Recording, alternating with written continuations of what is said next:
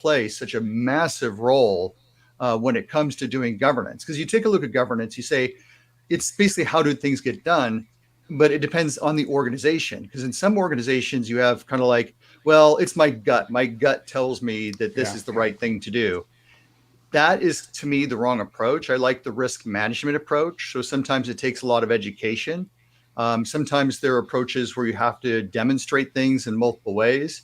So I did that report, as you were talking about, Tim, on the how to get alignment across multiple organizations when I was a global CISO. That was definitely a challenge, and I used a lot of different techniques and tools. Some of that is getting into financial quantification of cybersecurity risk and operational risk, because I think it's also one of the things that cybersecurity professionals typically don't do. We tend to focus on the cybersecurity risk, but the operational risk often is much higher and much more of a concern from a business standpoint. And it's about making sure that you're in line with them. So I talked a little bit about the qualified and quantified risk assessments and how they should be aligning with one another. That's done at the business level. The cybersecurity professional does not make that decision. So there's a whole slew of different activities that are involved in trying to create that alignment. I'm a big fan of business impact assessments, and I think that's really important to do because you've got to make, the BIAs, you've got to make sure that you're doing things in line and meet their expectations. But of course, sometimes the business is wrong. I just put out an article on LinkedIn a little bit ago where basically it's a 4-time-fold increase from what businesses typically expect the cost is going to be to remediate that. And I see this all the time. There's a lot of misjudgments here and there on what it's going to take to get things done. But it's about how do you create alignment? How do you create questions? Like sometimes I take off my cybersecurity hat, and then I'll put on a risk management hat and start asking questions. What happens if this takes place? What if your whole cloud environment goes down? What if this happens? It's about a lot of different things. And how do you create that? And how do you get away from that gut judgment to something that's a little more fact oriented? And so using things like key performance indicators, key risk indicators, and trying to create that holistic context where people are talking to one another and getting things done. Because as security professionals, we know a lot. We don't know a lot about the business quite often. And it's about creating that right alignment across the organization that's going to start getting the buy-in for people to do things in the right way. So that's a short story. I could go on and on, but I want to give people a chance to jump in there. So I think we talked about, I love the what if conversation, and Jesse talks about it as well. And you saw Tim and Jesse and Rich, we all nodded on the business impact assessment, right? Like really, that's where you resonate with the actual, what the business does and what the problems are and what's at risk. So Jesse, you have thoughts on that as well?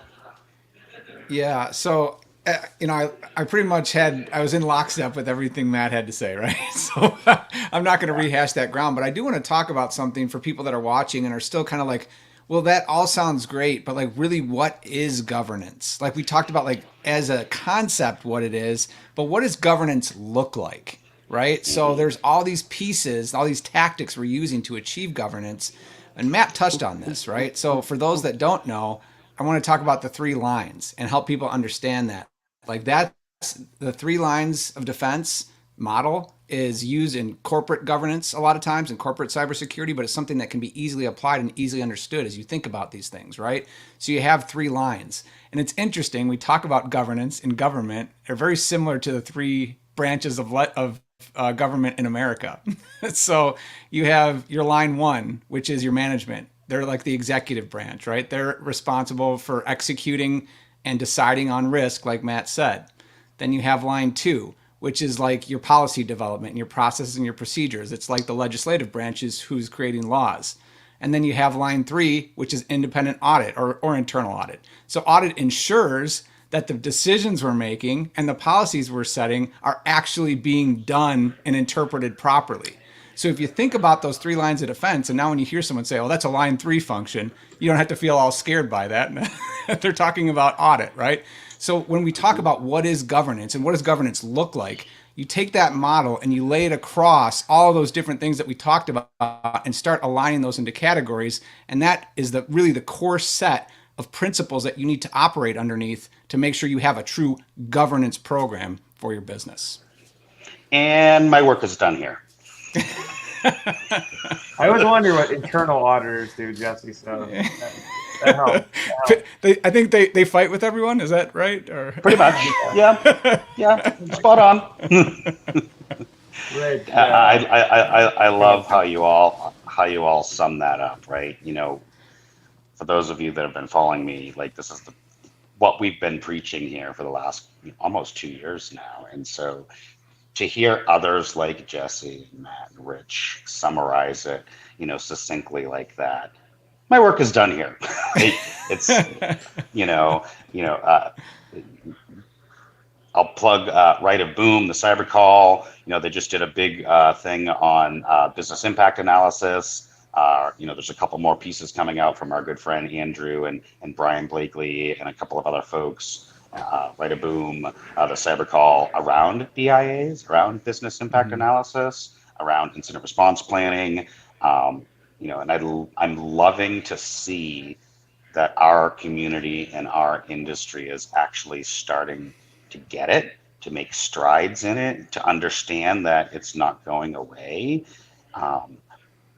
But I'll pivot just briefly and say, how do we do that in practice, right? How do we do that as MSP practitioners? Not to plug what I'm doing, but as I thought about this over the last 20 years and had to do this work, as an MSP or as a CISO or as a CTO or whatever, I came back to, well, it was these things, it was these steps, right? And it's kind of like our mantra, right? We call it our 4 A's, and I can get into all of that. I don't want to continue to plug me or our platform, but it's the process, right? And real simple: alignment, authorization, adoption, and assessment. At least that's how we define actual day-to-day practitioner functions of, great, we know we need to govern, we know we need the 3 lines like Jesse and Rich and whatnot were saying, but how do we do that in practice on a day-to-day basis? And we can dive into that if you all have questions around that, or you can go watch one of my other zillion live streams. Rich. Yeah, Talk I about, think, Tim, you've talked about this a few times before. a little bit. Gives a gobble. What were you going to say, Tim? I wanted to ask your thoughts. When you work with clients, how does it come up? Like where is it? Do you even use the word governance, right? Like, as you said, it's such a nebulous term. Like where is it driving your actions and their responses, I guess. So. Sure. I mean, it's not always a word that's used explicitly. It depends on the audience, but the very first time that this shows up is typically a business impact analysis. That's a very good starting point, is running through, figuring out what those business processes are. Someone in the chat, Pete, mentioned that without a business impact analysis, there's no way to ensure the organization is focusing on the right controls. Furthermore, without the business impact analysis, you don't know what's important, what is the most critical, and how to actually rank order where the most critical controls need to be. So that's where that starts. And I wanted to kind of talk a little bit, go back to the vehicular traffic police analogy. Suppose you've got a new effort, the city they're building a new university and they want to send traffic in and out of there. Well, somebody's going to be designing that, and let's suppose that you're consulting on this project and you want to talk to whoever's leading this effort, and you ask them what their needs are. And they'll say, well, we've got this thing, we want to throw in a circle, a roundabout in there. And everything is looking good. But you continue your discovery and you end up talking to the cop that's been on the force for 30 years. And he goes, good luck with that. The circle we tried back in '89, I'll tell you all about how that went. So governance needs to run all the way through. You need to talk to the people that know what's going on at the organizational level when you're talking through your business processes and how to secure them and then get them aligned up with those organizational goals. You need to make sure that those goals are able to be achieved. And for that, it needs to go from top to bottom. Yeah, I think you see that it's dictated from the top too often without that feedback from everyone, from the users, the end, stakeholders. Security is frictionless where it could be problems. So, good point. Yeah, Jesse, I can see you. Yeah, Ready to rip here. I was sitting here ruminating on a couple of things while you guys were talking. It's, I mean, I think we see some really good outworkings of this in the latest SEC regulations in terms of now in your 10K, you have to actually report what your governance process looks like. And now it's not perfect, but it's the start of, they're asking you to show how do you actually, from that frontline reporting piece, when you have an alert and you have a potential risk and you have something that's going on that's discovered, how does that get reported up through the lines and how is that verified and how is that independently audited? So you talk about adoption, right? And I think that to me, and of course it could be me, because I'm involved in that world, seeing that, now organizations are being forced to actually put on paper how they're doing this. And so everyone says, oh, hey, this thing we were talking about, we actually have to have a process for, and we have to follow this process, right? So, Matt, I'd be interested to see your take with who you're working with, and obviously in the market you're in. If you see that as a driver, or where do you see the push generally coming from to have true governance now for organizations over the last year and a half? So it depends. I work everything from, small enterprise through very large enterprises. And sometimes that's driven because a customer's saying you must be compliant. And you see some organizations that have no clue about governance or doing some very basic governance only. And to me, I love the point that everybody's already on board on is the BIAs, because part of that governance process, if you're going to be a leader in that, you have to understand the business. If you're in the cybersecurity team, or the leader in the cybersecurity team, and the business is having meetings without you and you don't understand what's going on, you're not aligned with them, how are you going to communicate to effectively make changes up at that level? And it's got to be on multiple fronts. The BIA, if you say, hey, I know this is our prime system. We've done the BIA, great, that's a high risk or $100 million, however you want to define it, if you're doing qualified or quantified. But then you say, what's the priority on it? This is a priority one. Well, that's going to apply to your disaster recovery plan. That's going to apply to your incident response plan. It's going to apply to everything from a governance standpoint, and is and should be the foundation for how do you move forward. But on the other hand, you really need to listen to the end users on things. You can apply a lot of things, but how do you bring people around and start to focus on that culture so you get a cultural movement rather than a mandate up at the top? So one of the ways, I'm very big on all types of processes, like creating a control profile. A list of controls that are out there. So bring in your IT people into that. They're going to see things that you don't as a cybersecurity professional. We know a lot. That doesn't mean that we know everything and know all the technologies. If you make them part of it, they feel like they're part of that culture, and you can start to affect changes that way because they feel like they're part of the process. And then they're going to point out, hey, we can do this because of that, but we've got an issue over here. Well, that's great feedback. It creates a very good feedback loop within organizations. And that can go up to the top, or we can create, compensating controls or have other methodologies for handling and working with these different challenges within an organization. So it's not a one size fits all. Some organizations want to have that from the beginning. I'm seeing even some of the micro enterprises want to have enterprise security right at the basis, and they understand the governance. They understand the challenges that are going on with the roles. Others are kind of fumbling around and they kind of run into it and they run into issues. So if I'm running an incident response tabletop, I run into situations like that, and they're like, oh, we didn't realize how bad the situation was.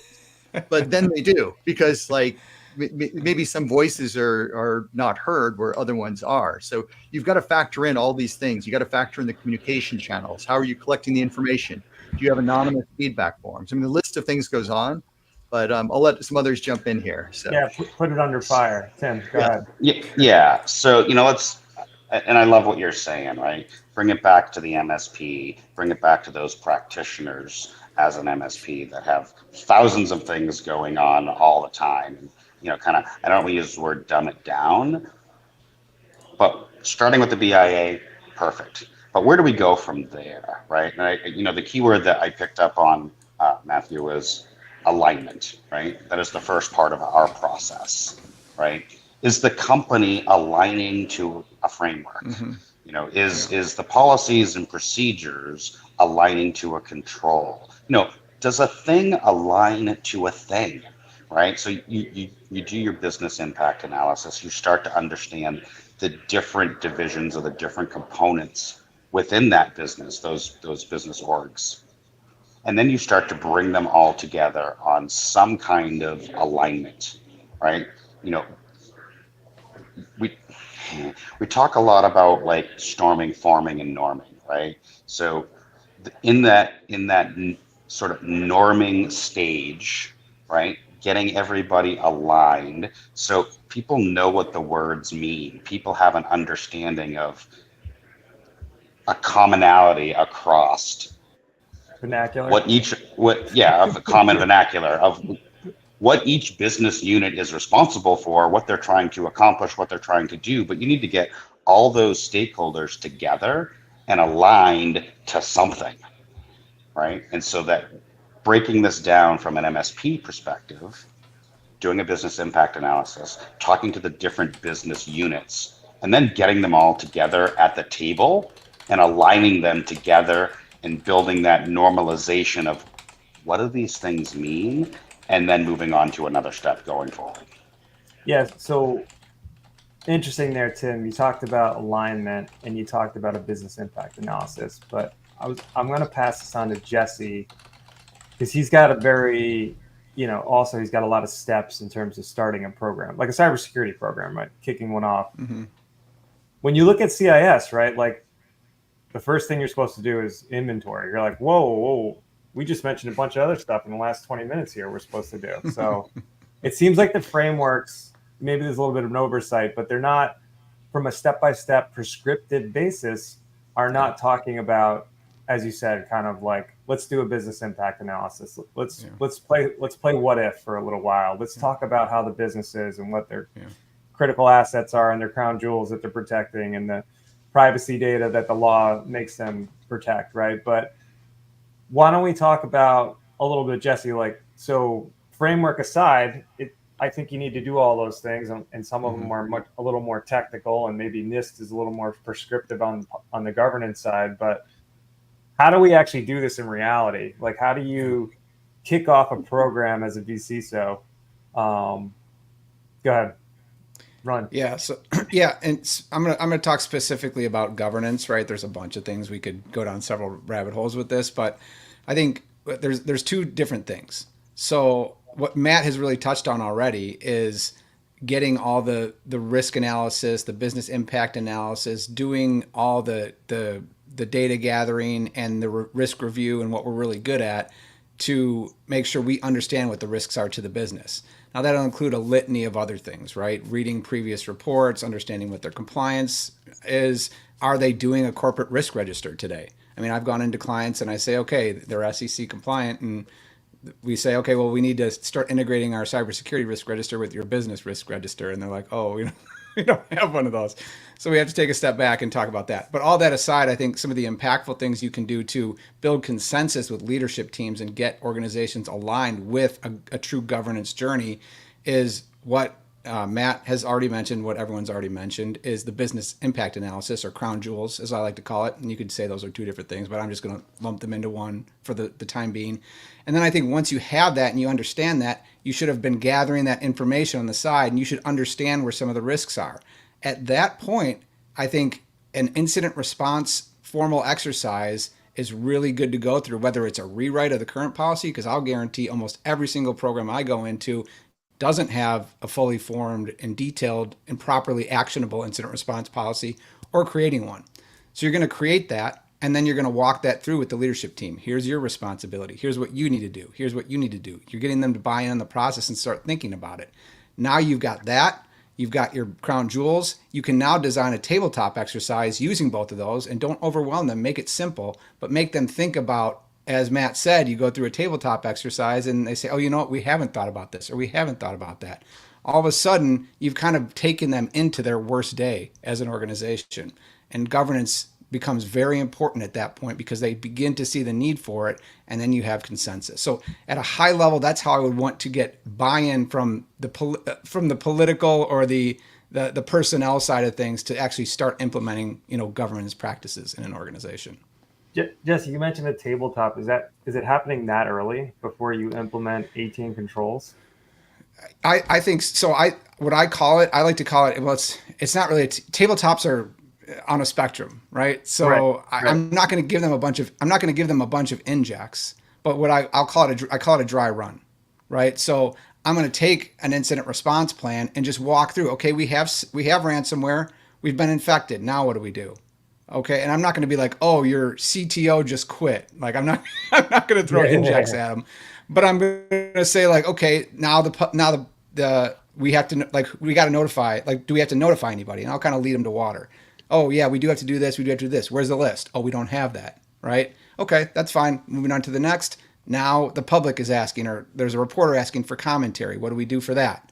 Oh, we don't have like a designated comms method, So you start to understand we need this governance for the worst day, right? And then that is just a dry run. And then maybe next year we can do a true tabletop exercise where everyone's feeling pretty confident, and then you knock them down a peg, right? Right. So, I mean, it's really just a simulation on walk me through step by step. Like, here's the thing. Yeah. Clearly missing massive holes, right, in terms of our thought process. If something happens, if this, if, then that.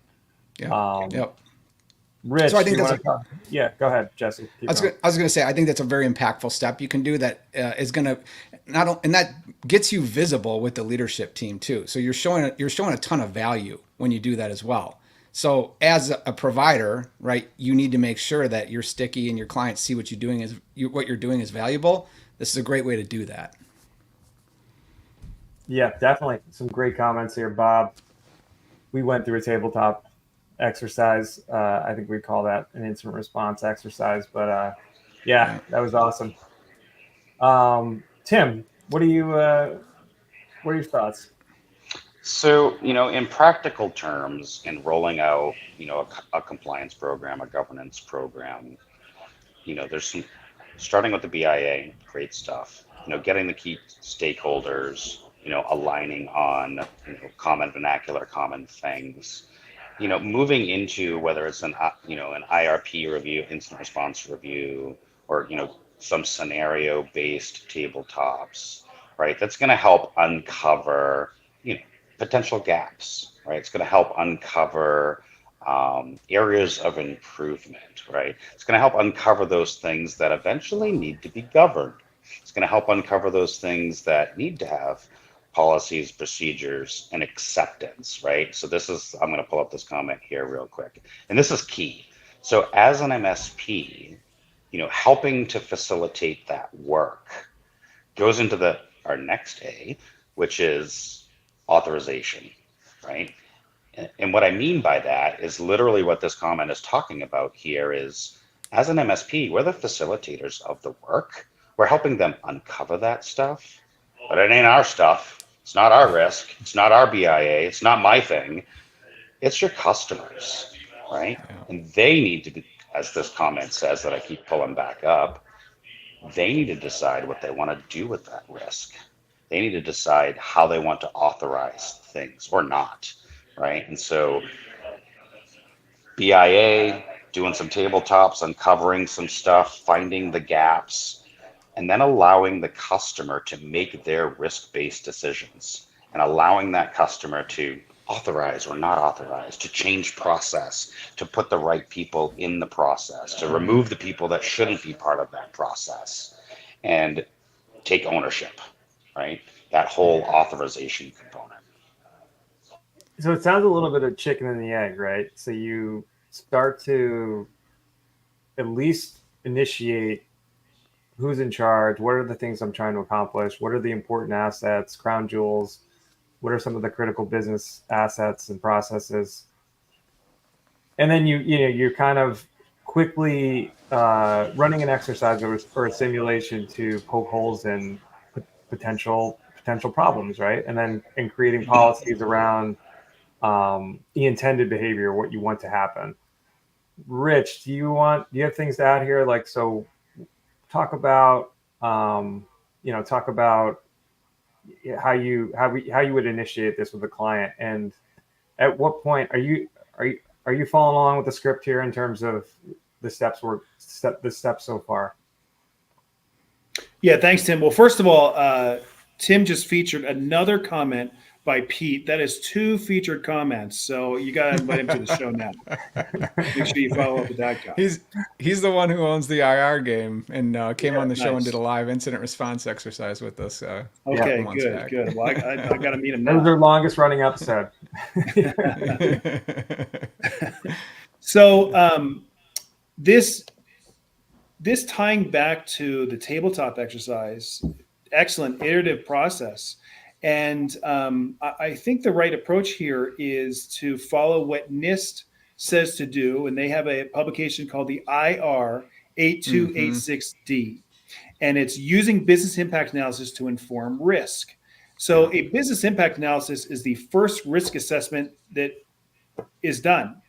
You use that, and those are your first set of risk scenarios. And then you continue down that line of building more risk scenarios. And where those risk scenarios show up? In your tabletop exercises. So I think Jesse's right on point there with moving that tabletop exercise left. Let's run through one of these scenarios from front to back. Awesome. Matt, so you've run through a tabletop exercise. What's next? So obviously to do lessons learned, that's one of those things that a lot of companies miss. And it's like they go through an exercise, get it done, whoop, and off to the next place. Well, what needs to be improved? And so let's say they don't have, like one of the scenarios that I run, there's no SOC. There's, really poor security controls. You learn a lot by going through that, and you discover the value of that. Hey, did you know that you have logs here and they can sometimes tell you what's going on, or maybe you need to get EDR or MDR?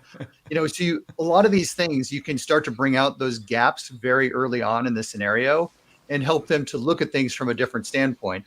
I also am a big fan of, like, before talking to a customer, research them. Are there similar customers? Do customers like them have a risk profile that's out there? Have there been breaches that have occurred that are similar to theirs? Because a lot of companies, what they like to do, and a lot of leaders, what's everybody else doing?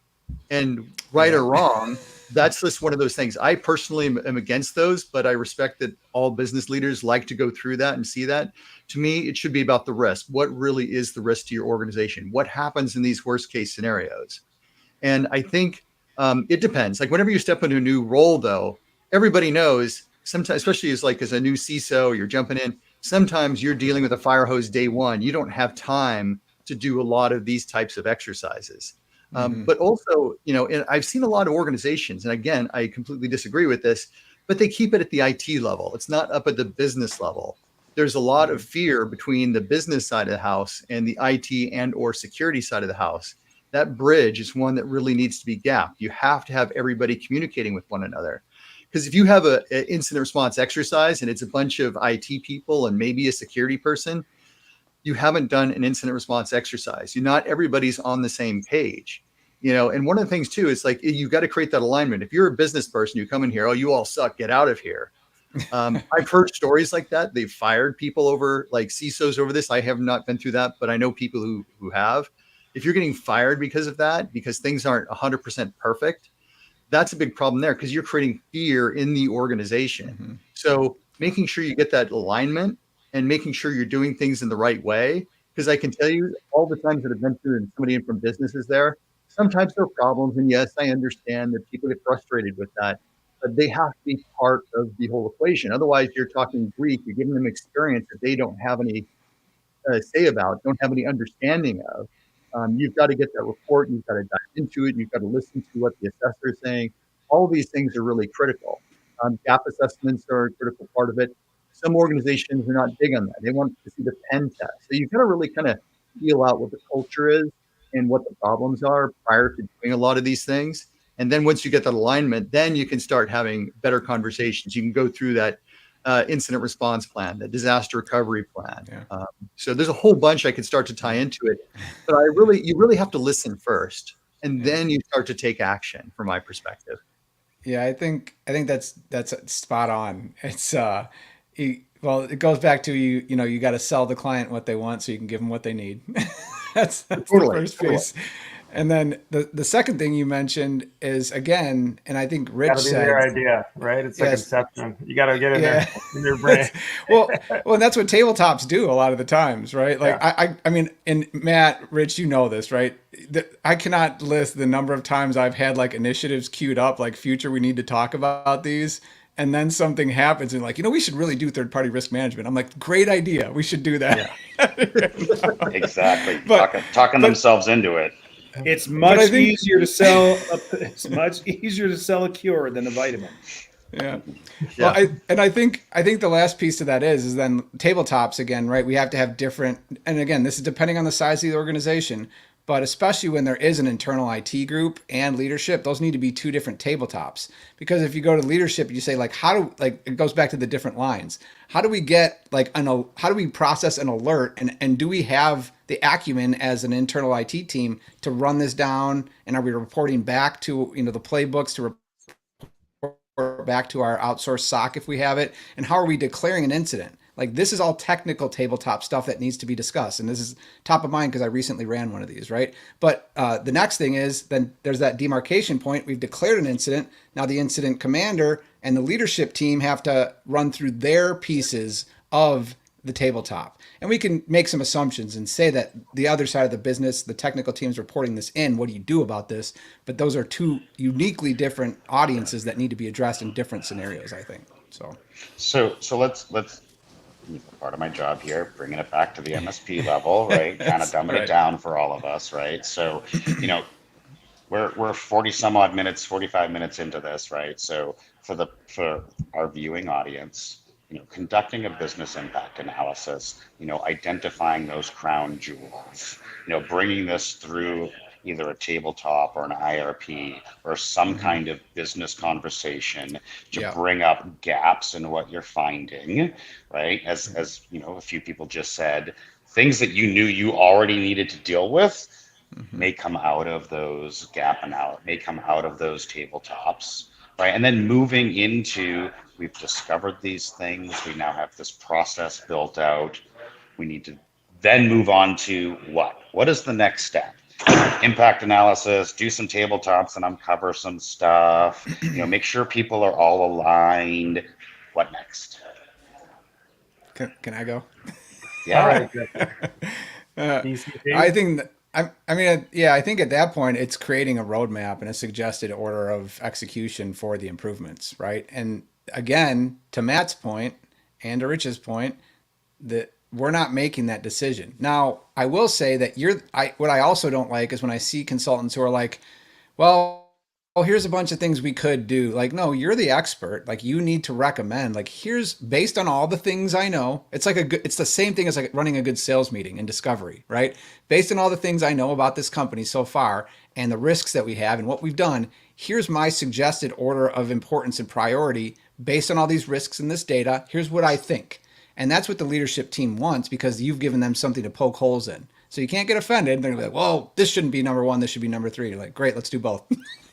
So I think then working with the leadership team to build consensus and get a final roadmap and then start to execute against that. So to answer your question, Tim, I think that would be the next step. Awesome. Love that. And that's kind of where my brain was going. So yay, thanks for reading my mind again. He's got his poem in the comments here. It's like we've been friends for a while. Yep. So we didn't talk about this, but I just wanted to circle back. One thing I think we missed as well. You talked about critical assets. We talked about critical business processes. Matt actually did something very similar to what Jesse did in his talk last week. He was talking about, from a risk management perspective, he was talking, likelihood of event, right? And really handicapping those risks and really putting almost a dollar value on the risks. So we probably do that maybe before we get into even the, an exercise, we'll call it, on what could go wrong. So, and then, now we're at this point where you guys mentioned a poem or like a roadmap. Jesse, or I could ask, we can go to Rich on this. Like, do you customize that? Is it based off of the framework exactly? I think we're at that framework point where like we're starting to choose controls. And how do you choose controls? Is that for me? Yeah, go ahead, Rich. Sure. After you've deployed your governance, and you're done doing the monitoring and enforcement of it, and doing your evaluation and improvement along the way, you should start looking at maturity. What's your maturity level? How do you capture that? Are you doing things in a reactive way where the policies just exist and sometimes they're followed, sometimes they're not? Is a little bit better than that, where you have the policies and procedures in place with defined roles and responsibilities, and you have regular monitoring and enforcement, or do you have it optimized where things are fully integrated to all lines of businesses? It's really understood what's going on because you have continuous monitoring. So going back to that maturity model and seeing where you are today and setting plans for the future to get to where you need to go in the same vein of a POAM. Awesome. Matt, thoughts? Yeah, no, I think that's a really good avenue, because one of the things too I've seen in different organizations, you go talk to the person, they're like, yep, I've got this, I'm doing this, I'm doing basic patching, I've got this, I'm doing it across the whole organization. And then you run your vulnerability scan and you look at what's going on. They're maybe doing it for key systems. Well, what's missing? That's why things like the 3 lines of defense, I like sometimes in simpler organizations take baby steps towards the 3 lines of defense, because it's a lot for some organizations to swallow, to just my personal experience. But you talk about something like assurance. Do you really know that they're doing the right thing? And you go validate that. So I don't take everything. I take everything with a grain of salt. So you have to go validate what's happening. Do you have the configurations right? Are you meeting this? What are the other risks that are in there? And then you start building. You can build that roadmap. But I'm such a big fan of risk quantification and jumping it away from just CRQ, because I think that when you're looking at the full financial risk, like the operational risks, if things go down, that's why the BIA is so important, because you capture the operational risks. So you combine the operational and the cyber risks. It paints a much bigger picture to the business when you start looking at these things. So trying to create that full story is really critical. I'm very big on the details in working with them, but also making sure we're getting alignment and buy-in. But one thing too, it's like you take something like as simple as a policy and a procedure, standards, guidelines, whatever terminology you like. That's the way I like to work with it. But do you have buy-in on that? Are people writing it down? Are there people discussing it? Do they agree with it? Do they disagree with it? Do we need to modify it? Do they understand why it's in place? So I look at things like policies, procedures, standards, and guidelines as a way to start building culture, to get everybody on the same page. Writing to me is so critical for culture building, because if you can't write and if people are just saying things, well, who's talking the loudest? But whoever's talking the loudest may not be the right. Like I had a customer tell me, "Oh, who's going to yell the most, and we're going to do that in our BIA." And I said, "Whoa, hold on a minute. It can't be just who's yelling the loudest to determine That's what's usually right me. action." Yeah, exactly. So Tim's product, we're not allowed to talk about our own products, but I'll talk about Tim a little bit here. And Polygon, Matt, was his original tool, was called we're not allowed to use that word. Talking about policies, because it was very beta 1, call it very early. What's MVP? That's a blast from the past. Yeah, for Tim's needs was basically a policy life cycle. So everyone could redline. Oh, that's a dumb idea. That's a good idea. That's a bad idea, right? And you actually had this evolution of policy, which I think, is why he was touting governance as a service. Because if you could really dictate policy, if you can get it right, if you can get people's thoughts and redline, and continuing to iterate on that, I think you can probably end up in the right place. Whether people are following that policy or not, as Rich said, that's a different story. But I think it's great to get everyone to opine and add their thoughts, or it's really like a project management tool for policies. So it's come a long way, though, hasn't it, Tim? It has. Thanks for that. The ability to have, and I don't care if you do it on my platform or Word docs or pen and pencil, for all I care. The concept of making sure that you have the right people in the conversation at the right time to be able to then, as Matthew was saying, develop that culture that everybody can agree on, that they're aligned to, right? You might have the CEO that is like, I only ever want to use my dog's name as my password. Okay, not a great practice, but I can then not build a password policy that dictates you have to use 47,000 characters, right? Mm-hmm. And so obviously we want the CEO to not use his dog name. Obviously that's an education issue. But as you're working together as the, I hate to use the word cohort or community in that organization, allowing people's voices to be heard to actually build policies, procedures, guidelines, and standards that people will follow, that people will adopt, that will become part of that corporate culture. And trust me, after 20 years, I got it wrong a lot in the beginning, right? And that's because Big Bad Tim came in with the hammer and said, nope, you have to have a 47,000 character password because the policy I wrote with no input from everybody else said, this is what you have to do. Oops.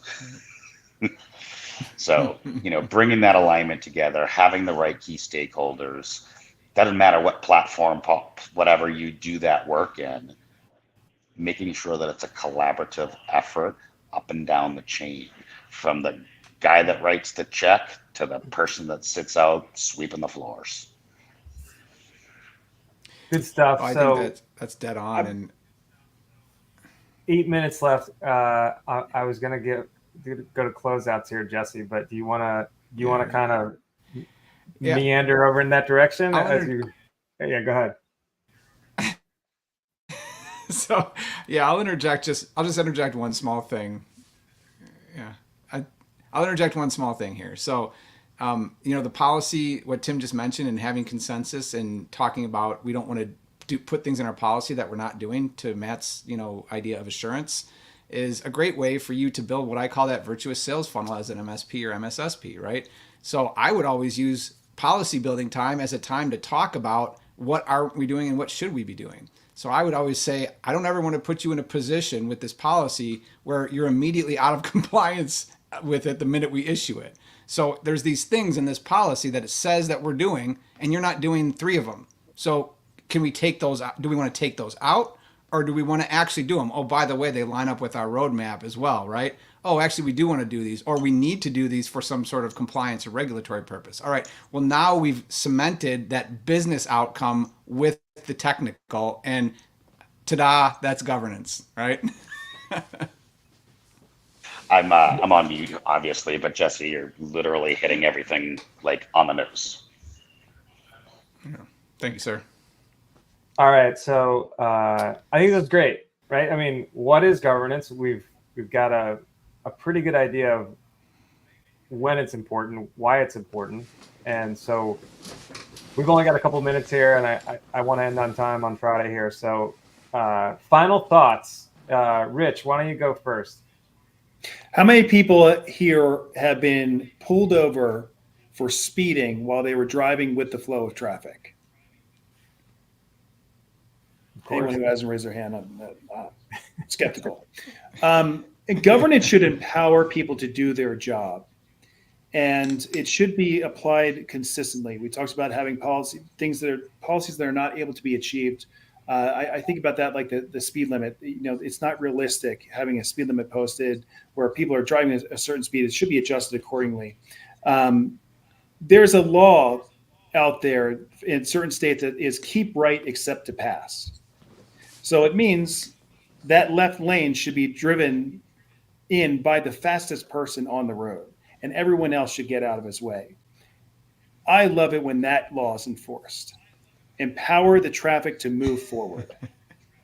So just remember that governance is here to help people do their job in the easiest way possible and to make it difficult for them to do it the wrong way. You just became my favorite ex-traffic cop. Get out of my way. Shift left. Stay to the right. Yes. Most people pull over on the right. Super Troopers. Matt, you're up. So I think the other thing too, because I'm all about building the culture and doing things, but I also know, to kind of work with the traffic metaphor, sometimes there are roadblocks. There are people who like, nope, I don't want to do it. And, so you've got to figure out, how do you handle those as an organization? So you've got to sit down and say, okay, how are decisions ultimately going to be made? okay, I don't even want to use an 8-character password. I want a no character password to the dog point. Obviously, you can't get 100% of the people on board.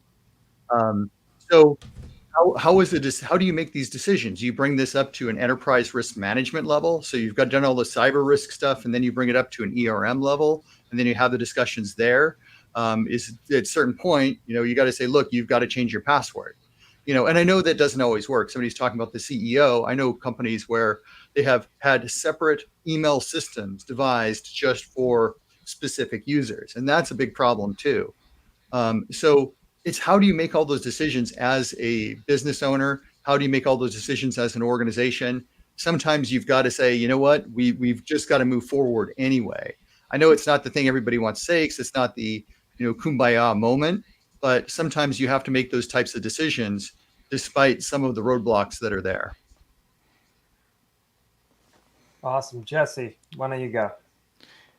Yeah, I'll make it quick with this one. Something Matt said really stuck in my head, and I think it's important that people take this away, especially when they're getting started with their vCISO programs, is that idea of assurance, right? So we tend to come in as technical practitioners and be like, you got to do governance, line 1, line 2, line 3, and the customer's like, whoa. So I really like Matt's idea of using the word assurance as saying, hey, these are the things we need to do. How do we know that we're doing them? And that's the real start of a governance program. Love that. Love that. So, and just continuing on what you just said, Jesse, these are the things we need to do. And how do we get there, right? Like, you're trying to get intended results out of your organization. Who's in charge? Who's accountable? Who's empowered? But at the same time, as Matt said, you want the feedback from everyone, because just because they're empowered and they're responsible doesn't mean that they know exactly what needs to happen or if a policy is going to be effective and followed. So it takes the whole company. I love how NIST 2.0 added governance, but as we said, we really had this show because it's a little nebulous on what governance is. So I hope today helped. But Tim, take it home. Yeah. So listen, our audience is MSPs, right? Those of us that have been in the enterprise world, trying to bring that down to the MSP level and breaking it down to their customers. What do they say? The average MSP client is under 20 users. So we're not talking enterprise, right? And so as an MSP, facilitating this work with your customer to be able to govern and steer that customer towards a better cyber hygiene, towards better defensibility, right? Having a simple process, right? I'm going to jump on my own stick here, right? Alignment. Is a thing aligned to a thing? Is the company follow? Like, alignment is obviously the first part. We talked about that, BIAs and so on and so forth. The second part is the authorization component, right? The assurance component, the signing things off component, right? All the way down to the end user with adoption, right? The guy sweeping the floor or the CEO that wants the 8-character password, they need to be able to have that alignment all the way through, and then involving the end user on the alignment piece. And lastly, which we didn't talk a lot about, is the assessment cadence. So you've done this whole exercise, you've defined some things, wash, rinse, repeat, wash, rinse, repeat. Right. And so, from our perspective, breaking it down very simply, alignment, authorization, adoption, and assessment is kind of how we see the govern function in a cyber risk management program. So, yeah, I mean, for me, that's 4 simple parts. Break it down. Don't have to get too complex. We know we can get highly technical and very complex as IT people. Business owners don't want to know that. They just want it broken down simply for them. It's a lot more successful when you don't get technical, you don't bring the acronyms in. So fantastic. All right. So we only have 30 seconds or so left. I'm going to kind of show you a little bit of ScaleCon happening down the other end of the hallway. For those of you that are not Tech Tribe members, I would strongly encourage you to go check them out. It's the best $60 a month you're going to spend to help you with all these kinds of things. So yeah, a little shout out to our friends here at ScaleCon and the Tech Tribe. Tim, you wanna bring us all the way through and what's next week and what's coming up? Yeah, so we kind of changed the cadence here. We're gonna kind of go every other week, probably most of the time. So next week we're off, but we'll probably be back in 2 weeks. Still finalizing that. Yeah, we might talk about some of these other terms, GRC, right? We can jump to another letter. So, but anyway, thanks for jumping on. Tim, you've got the buttons and you can kicking us out. Hey, everybody, have a good week. Stay safe. Thanks, guys. Thank you. Subscribe now.